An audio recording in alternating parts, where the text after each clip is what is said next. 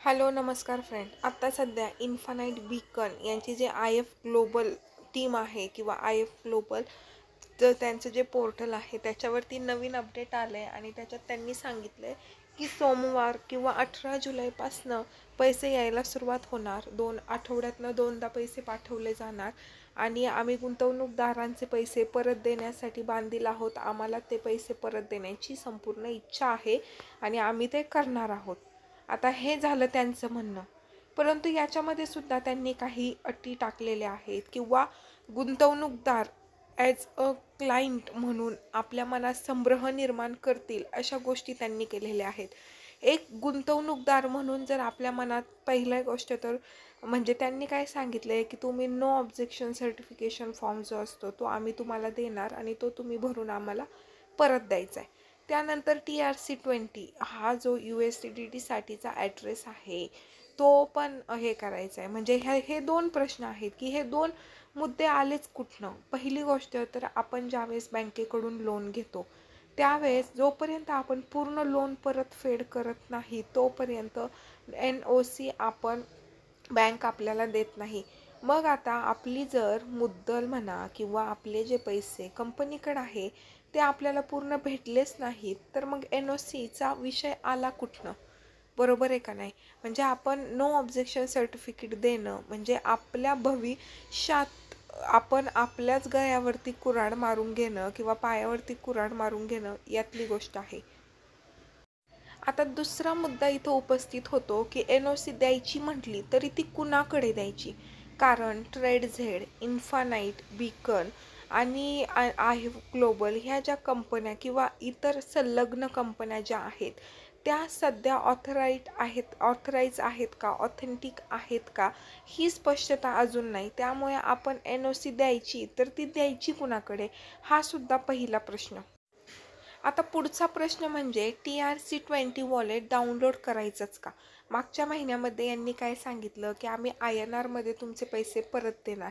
मग आता पुन्हा क्रिप्टो TRC-20 डाउनलोड करण्यासाठी गुंतवणूकदारांवरती दबाव का.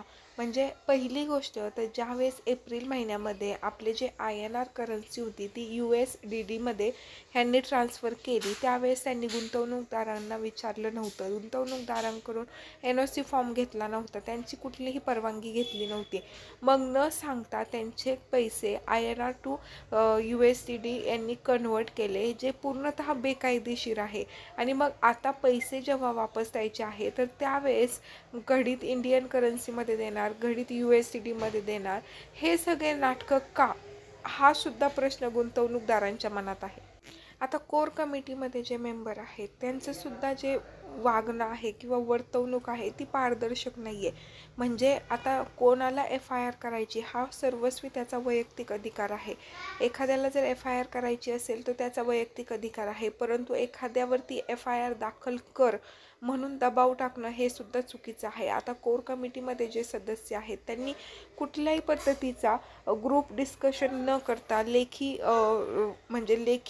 काही गोष्टी न देता सामूहिकरित्या पोलीस स्टेशनला कंप्लेंट्स केलेल्या आहेत. तर या कंप्लेंट्ससुद्धा म्हणजे ज्याचे पैसे आहेत त्याला न सांगता त्यांची नावं मध्ये टाकलेली आहेत आणि कंप्लेंट्स केलेल्या आहेत. त्यामुळे कोर कमिटीचे सुद्धा वागणं जे आहे ते पारदर्शक नाही आहे.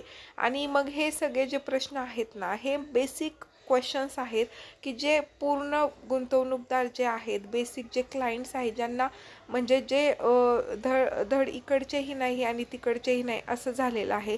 पैसा स्वतःचा आहे परंतु मालकी त्या कंपनीची झालेली आहे असंच झालेलं आहे. आता पहिली गोष्ट तर चूक ही गुंतवणूकदारांचीच म्हणावी लागेल.